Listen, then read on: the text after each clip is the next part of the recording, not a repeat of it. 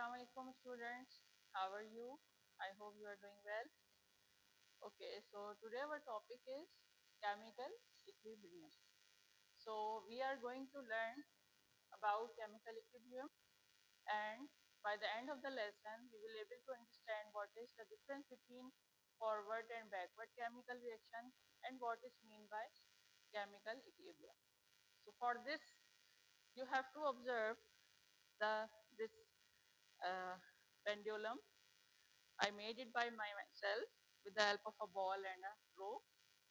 So still it is rest, and when I touch a finger, it start moving forward and backward.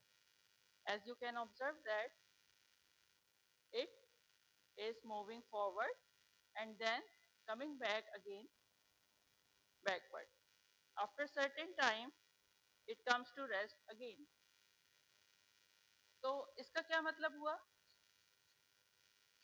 ये मैंने आपको क्यों बताया या क्यों शो किया? इसकी मैंने आपको एग्जाम्पल इसलिए दी है कि कुछ हमारे इर्द गिर्द फिनोमेना ऐसे होते हैं जो क्या करते हैं, वापस अपनी उसी पोजीशन पे आ जाते हैं जो उनकी स्टार्टिंग पोजीशन होती है। सही है, जो उनकी स्टार्टिंग पोजीशन होती है और जो उनकी एंडिंग पोजीशन होती है वो वहां पे आगे जाते हैं, फिर वापस आते हैं, आगे जाते हैं, वापस आते हैं। फॉर एग्जाम्पल, अब अगर आप किसी रबर बैंड को स्ट्रेच करें तो वो क्या होगा, दोबारा से अपनी पोजीशन को रिस्टोर कर लेगा। इसी तरह और एग्जाम्पल दीजिए, अगर आपने क्या किस तरह के आप लोगों ने इस तरह की चीजें देखी हैं कि वो चीज वापस अपनी पोजीशन पे आ जाती है। जी आप बताइए। Very good. और आप? जबरदस्त।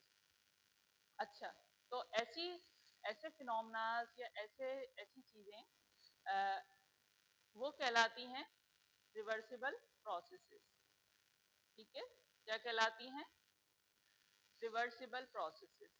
जैसे कि हम ने एग्जांपल ली पेंडुलम की मूवमेंट की, उसकी पोजीशन की। इसी तरह से एक और एग्जांपल हो सकती है एवापोरेशन की। उसमें क्या होता है कि पानी एवापोरेट होता है, फिर अगेन कंडेंस होता है, फिर पानी बन जाता है। तो ये अपनी पोजीशन पे या अपनी स्टेट को वो रिस्टोर करता रहता है। बिल्कुल इसी तरह कुछ केमिकल रिएक्शंस भी इस तरह से मूव करते हैं या होते हैं। जैसे कि आप लोग ये देख सकते हैं कि बोर्ड पर मैंने केमिकल इक्वेशन लिखी हुई है। अच्छा, केमिकल रिएक्शंस क्या होते हैं? आप लोगों ने प्रीवियस क्लास में पढ़ा था, बताइएगा जरा। जी जुनैद आप बताइए। Very good. So the chemical reaction is when two or more chemicals combine together to form something new. A new chemical is formed because of their reaction. This process is called a chemical reaction. तो अब तक आप लोगों ने जो chemical reaction पढ़े थे उसमें आपने ये देखा था कि दो या दो से ज्यादा रिएक्टेंट जो है वो आपस में ज्वाइन होते हैं और प्रोडक्ट बनता है, और उसके बीच में एक एरो फॉरवर्ड डायरेक्शन में बना हुआ होता है। लेकिन आज हम एक ऐसा केमिकल रिएक्शन देखेंगे जिसमें क्या हो रहा है कि रिएक्टेंट्स इनिशियली कंबाइन हो रहे हैं, प्रोडक्ट बना रहे हैं, लेकिन ये प्रोडक्ट दोबारा टूट रहा है अपने रिएक्टेंट्स में। ये प्रोडक्ट दोबारा क्या बना रहा है? रिएक्टेंट बना रहा है। इसी वजह से ये इस तरह से आपके एरो शो हुए हैं, डबल हेडेड एरो भी कहलाते हैं। ये एरो शो कर रहा है कि ये रिएक्टेंट्स कंबाइन हुए। जैसे हमारा ये नाइट्रोजन गैस है, ऑक्सीजन गैस है, ये both combine to form nitrogen oxide, but nitrogen oxide again decompose into nitrogen and oxygen. So such chemical reactions are called reversible chemical reactions because the same thing obtained. So what happened initially when we put together reactants, both nitrogen and oxygen put together, they form nitrogen oxide. So the rate of formation of product is more initially because there are more number of molecules of the reactants.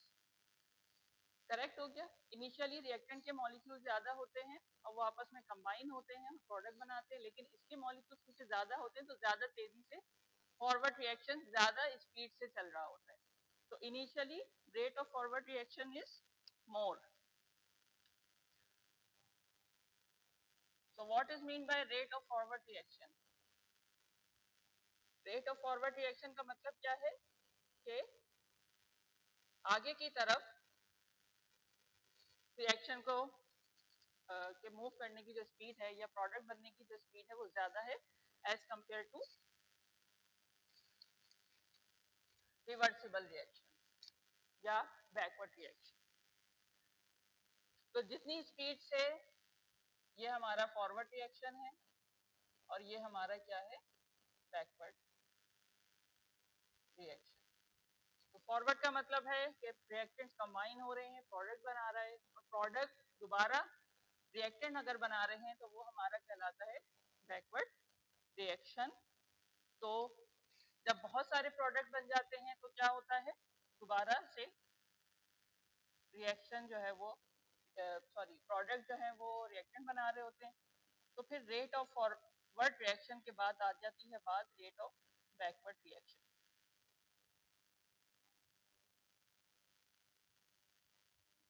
यानी कि जिस speed से reactants product बना रहे हैं वो है rate of forward reaction, और जिस स्पीड से प्रोडक्ट जो है वो रिएक्टेंट बना रहे हैं वो है रेट ऑफ बैकवर्ड रिएक्शन। जैसे अभी आपने पेंडुलम को ऑब्जर्व किया कि पेंडुलम आगे जा रहा है फिर पीछे आ रहा है, तो फॉरवर्ड हो रहा है बैकवर्ड हो रहा है, बिल्कुल। और एक टाइम आता है कि जब वो रेस्ट में आ जाता है, वो एक बैलेंस पोजीशन में आ जाता है।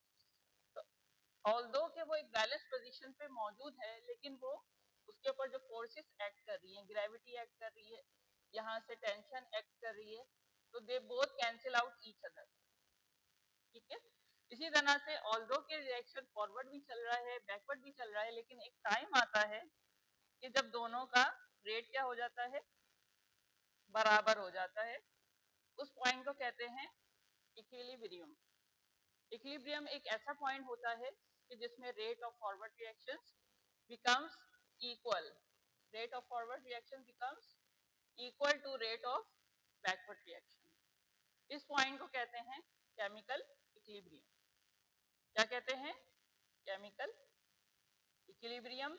तो उस वक्त हमें ऐसा लगता है कि शायद रिएक्शन जो है वो रेस्ट में आ गया है, जैसे हमने पेंडुलम की एग्जांपल ली, लेकिन वो रेस्ट में नहीं होता, मुस्तकिल जो है वो रिएक्टेंट प्रोडक्ट बना रहे होते हैं और प्रोडक्ट जो है वो वापस रिएक्टेंट बना रहे होते हैं। तो आई होप कि आपको अंडरस्टैंड हो गई होगी ये बात। Now, Sabiha, tell me, what do you understand by forward and backward reaction? Please. Very good. Okay. Now, Asim, yes, please define what is mean by chemical equilibrium. Very good. Shabash. So, this is all about our topic, and you have to make an assignment. What you have to do, you have to make a list of at least 3 examples of reversible phenomena or processes, and 3 examples of irreversible processes by observing your surrounding or recalling your previous knowledge. Okay, thank you so much.